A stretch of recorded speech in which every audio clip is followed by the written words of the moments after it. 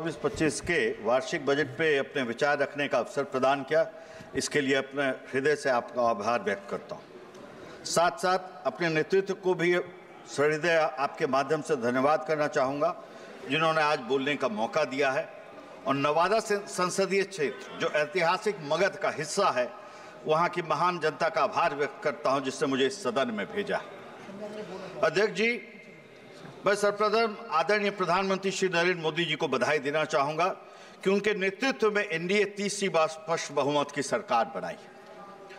अध्यक्ष जी, मैं अपने विपक्ष के उन साथियों को भी बधाई देना चाहूँगा जो आज बैसाखी के सहारे इस सदन में पूरे एक दशक के बाद विपक्ष के नेता का पद प्राप्त करने में सफल हुए। अंग्रेजी भी बड़ा विचित्र भाषा है, आप किसी भी पहलू को उठा लीजिए तो उसके लिए शब्द उसमें जरूर मिलेंगे।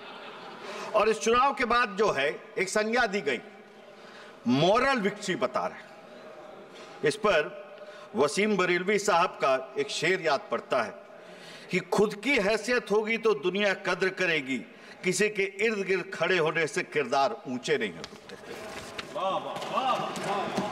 अध्यक्ष जी, एक दशक तक सरकार चलाने के बाद तीसरी बार स्पष्ट बहुमत के साथ सरकार बनाना आसान नहीं होता है, और वो भी उस परिस्थिति में जब इस सरकार के दूसरे कार्यकाल के पहले ही वर्ष में कोरोना महामारी ने पूरे देश दुनिया को अपने गिरफ्त में कर लिया।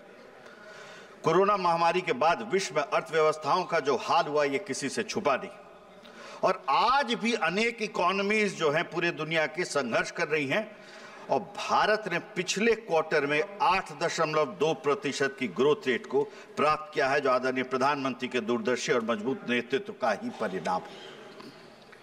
ये एनडीए की जीत सामान्य नहीं, क्योंकि महत्वपूर्ण तो है ही। कोरोना महामारी के बाद अगर आप वैश्विक राजनीति को देखेंगे तो ये आपको नजर आएगा कि अधिकतर राष्ट्रों में सत्ता परिवर्तन हुए, चाहे अमेरिका हो, ब्राजील हो, इजराइल हो, जर्मनी हो, और हाल ही में आपने इंग्लैंड में भी देखा। इन सब के पीछे प्रमुख कारण इस देशों की अर्थव्यवस्था में संकट ही था। वहीं भारत में हमने देखा कि भारत की जनता ने प्रधानमंत्री जी पर और उनकी आर्थिक नीतियों पर तीसरी बार विश्वास करते हुए पुनः उन्हें सत्ता में काबिज किया है। अध्यक्ष जी, ये वर्तमान बजट भी उन्हीं सकारात्मक आर्थिक नीतियों का परिचायक।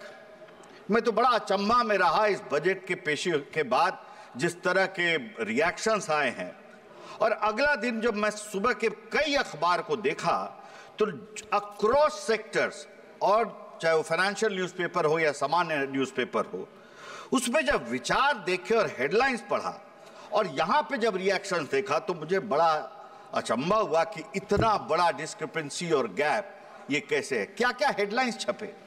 The budget is unruffled by 2024 election results, the job of job creation done well, spending gets rural springboard, future proofing the Indian economy, अनुभव पर आधारित व्यवहारिक बजट, वित्तीय अनुशासन पर कायम सरकार।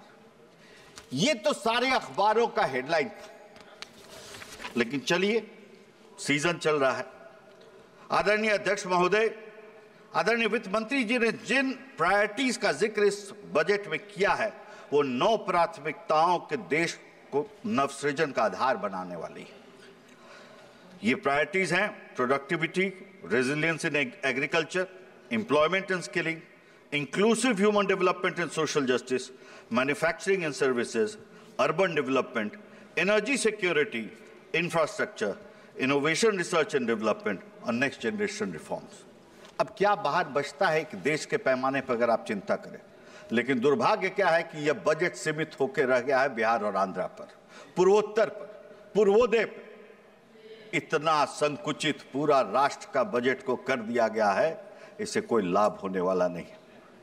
अगर भारत का इतिहास से अगर आप बिहार को हटा देंगे तो दुनिया का कोई ज्ञानी को ये कलम नहीं उठ पाएगा कि इतिहास भारत का कहां से आरंभ करें और कैसे लिखना शुरू करें।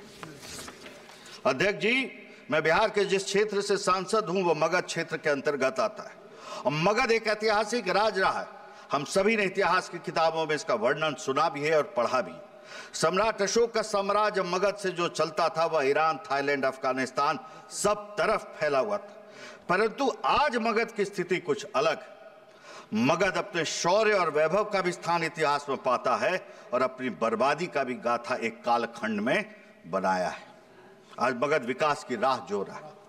हिंदी के प्रसिद्ध कवि रहे श्रीकांत वर्मा, उन्होंने अपने काव्य संग्रह मगध में मगध की स्थिति का जो वर्णन किया है मैं सदन के समक्ष रखना चाहूंगा। यहां मैं मगध को देखता हूं, यहां वह लुप्त हो जाता है, लेकिन न तो मगध है और न ही मगध। आप भी खोज रहे होंगे भाई, ये वो मगध नहीं है जिसके बारे में आपने किताबों में पढ़ा है, ये वो मगध है जिसे आपने भी मेरी तरह खो दिया। अध्यक्ष जी, मैं धन्यवाद देना चाहूंगा प्रधानमंत्री जी का और आदरणीय वित्त मंत्री जी का कि उन्होंने मगध की ऐतिहासिक विरासत को बचाने का कार्य इस बजट के माध्यम से किया है। इसलिए हम बिहार वासी सदैव उनके ऋणी रहेंगे। चाहे वो गया का विष्णुपद मंदिर हो, बोध गया के अंतर्राष्ट्रीय पर्यटक केंद्र के रूप में विकसित करना हो, काशी विश्वनाथ कॉरिडोर के समान गया के विष्णुपद मंदिर और महाबोधि मंदिर को विकसित करना हो, राजगीर में पर्यटन के विकास की बात हो, गया वैशाली एक्सप्रेसवे हो जो नवादा होकर गुजरेगी, इंडस्ट्रियल हब गया में एक बनाने की बात, सिर्फ गया में नहीं, ये कोलकाता अमृतसर कॉरिडोर का एक हिस्सा है। जिस राज्य से पार करेगा वह हर जगह एक एक इंडस्ट्रियल हब बनाने की बात। चेन्नई वाइजैक कॉरिडोर की भी घोषणा हुई है, लेकिन चर्चा सिर्फ गया का है और कोलकाता अमृतसर कॉरिडोर के नाम से भी नहीं है। यह सब कुछ बिहार तक आके सीमित हो गया और अगर पार भी कर रहा है, वहां बन भी हो रहा है, तो शोर काहे का है।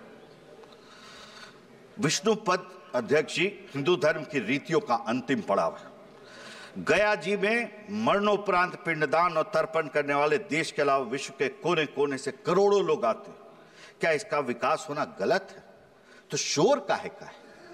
इन सभी के माध्यम से मगध क्षेत्र के वैभव को पुनः प्राप्त करने में सहायता मिलेगी और गया और मगध यह विकास सरकार के विकास और विरासत का एक अद्भुत मिश्रण है जिसकी चर्चा इस बजट में की गई है। अध्यक्ष जी, केवल मगध ही नहीं, पूरे बिहार के विकास हेतु सरकार ने सहायक कदम उठाए, चाहे वो बक्सर भागलपुर एक्सप्रेसवे हो, पटना पूर्णिया एक्सप्रेसवे हो, चाहे वो 2400 मेगावाट का पावर प्लांट जो फिर पैथी में लग रहा हो। बिहार के विकास में, विशेषकर उत्तरी बिहार में विकास में एक प्रमुख बाधा कोसी वाली बाढ़ थी। एक सदस्य हमारे कह रहे थे कि बाढ़ तो पूरे दुनिया में आता है, पूरे देश में आता है, हमारे भी क्षेत्र में आता है। अरे आता तो है, अमेरिका में भी आता है, ये कौन नहीं जानता है, इसमें ज्ञान क्या है। लेकिन व्यवस्था होनी चाहिए कि नहीं। क्या बिहार का बाढ़ एक कितनी दास्तां, कितने सिनेमा, कितने कहानी, कितने कविताएं लिख के जा चुका है और आप उसको हल्का बना रहे। साल दर साल जो वर्णन किया जाए रोंगटे खड़ा करता है और इसका प्रबंध आज तक कोई सरकार नहीं किया। पहली बार अगर ठोस प्रबंधन हुआ है तो अध्यक्ष जी ये सराहनीय कदम है और इसी को दुष्यंत कवि ने कहा होता, जो हमारे प्रधानमंत्री पे सीधे चरितार्थ होता है कि सिर्फ हंगामा खड़ा करना मेरा मकसद नहीं, मेरी कोशिश है कि ये सूरत बदलनी चाहिए। अध्यक्ष जी, हमारे विपक्षी साथी ये आरोप लगा रहे हैं कि बिहार को जानबूझ पहुंचाया गया है फायदा, अन्य राज्यों के साथ भेदभाव किया गया है। तो भेदभाव क्या होता है मैं बताना चाहूंगा। अब जब देश में कांग्रेस की प्रथम सरकार बनी तो उसने फ्रेट इक्वलाइजेशन पॉलिसी की नीति लाई और उसने बिहार को तबाह कर दिया। भेदभाव तो बिहार के साथ आज हुआ, दशकों पहले इसका यात्रा आरंभ हो गया। जो आर्थिक असमानता की बात कर रहे हैं उन्हें यह समझना चाहिए कि बिहार या पूर्वोत्तर के विकास के बिना आर्थिक समानता संभव है क्या, और यदि उनका उत्तर हाँ में है तो उन्हें राष्ट्रकवि रामधारी सिद्धिनकर की एक पंक्ति से समझाना चाहूंगा कि शांति नहीं तब तक जब तक सुख भाग न नर का सम हो, नहीं किसी को बहुत अधिक हो, नहीं किसी को कम हो। इसलिए जो भी बजट में हमें मिला है वो हमारा हक का है। हम बिहारवासी न किसी का हक लेना आता है न किसी का हक मारना आता है। अध्यक्ष जी मेडन स्पीच है इस सदन का। अध्यक्ष जी, इन लोगों को बिहार का विकास देखा नहीं जा रहा है क्योंकि वे वही लोग हैं जो बिहार में बाढ़ आने पे, ठीक ही भारती जी ने कहा कि कहते थे कि भाग्यशाली हो कि आपके घर के दरवाजे पे मां गंगा आई है, आरती उतार लो। अध्यक्ष महोदय, दशकों से जो विनाश का तांडव हुआ उसका वर्णन मैं करना नहीं चाहता और ये वही लोग हैं, उसकी भी चर्चा हुई कि सड़क बनाने पर पुलिस तुम्हारे दरवाजे पे आ जाएगी। मेरे विपक्ष के साथी चाहते हैं कि हमारा बिहार बाढ़ में डूबा रहे और विकास से दूर रहे। केंद्र में सत्ता में तो आप लगातार 10 साल रहे, 14 तक आप ही कर देते, हम उसका स्वागत करते, लेकिन किया क्यों नहीं? और जब आज हो रहा है तो आपत्ति और कुंठा किस बात की? विवेक जी प्लीज कंक्लूड प्लीज। अरे अभी तो श्रद्धेय अटल जी ने बाढ़ का पावर प्लांट चालू कराया, एम्स पटना दिया, रोड बनने पर काम शुरू हुआ। एनडीए की सरकार जब बिहार में नीतीश जी और सुशील जी के नेतृत्व में बनी तो बिहार मॉडल की बात शुरू हुई। आपके समय की ख्याति बिहार के विकास से कोसों दूर थी और किन कारणों से ख्याति हुई ये जग जाहिर।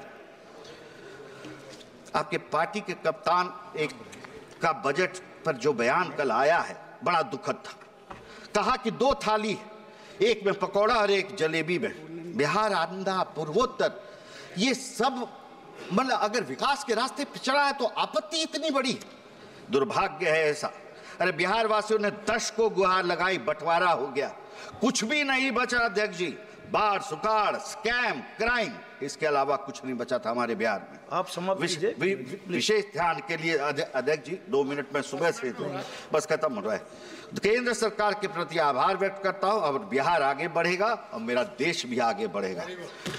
अध्यक्ष जी, इस बजट के माध्यम से पूर्वी भारत का जो बात की गई है ये समझना पड़ेगा कि हमारा बिहार का एवरेज इनकम गोवा से भी 10 गुना कम।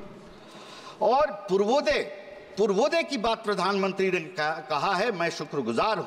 और सत्ता में आए तो आज नहीं, 2014 से पहला फोकस उन्होंने किया है लुक ईस्ट पॉलिसी के तहत। कल मेरे दोस्त विप्लव जी ने भी इस पर बड़ा विस्तार से बताया है कि पूर्वोत्तर भारत में, आप तो खुद अध्यक्ष जी इसके साक्षात गवाह, कि पूर्वोत्तर नीति से पूर्व के सूर्योदय का वक्त अब आ गया है और वो सराहनीय है। और इसी पे राष्ट्र कवि ने कहा था, हो तिमिर कितना भी गहरा, हो रोशनी पर लाख पहरा। सूर्य को उगना पड़ेगा, सूर्य को उगना पड़ेगा, फूल को खिलना पड़ेगा।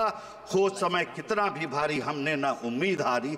दर्द को झुकना पड़ेगा, रंज को रुकना पड़ेगा। सब थके हैं सब अकेले, लेकिन फिर आएंगे मेले, साथ ही लड़ना पड़ेगा, साथ ही। धन्यवाद विवेक जी। से सुधाकर सिंह जी। अध्यक्ष जी मैं बस आपको एक 2 मिनट जरा, मैं सुबह से ये है, देखिए मेडल स्पीच है, आप इसका कदर करिए अध्यक्ष जी। मैं ये कहूँगा, 1 मिनट में, मैं 2 मिनट में बस खत्म कर रहा हूँ। आदरणीय अध्यक्ष जी, एस्पिरेशनल डिस्ट्रिक्ट का मैं सांसद हूं, आकांक्षी जिला। मेरा एक सुझाव है और आपके माध्यम से ये कहना चाहूंगा, क्योंकि पीएम जनजातीय उन्नत ग्राम अभियान जो आरंभ हुआ है वो एक क्रांतिकारी कदम है।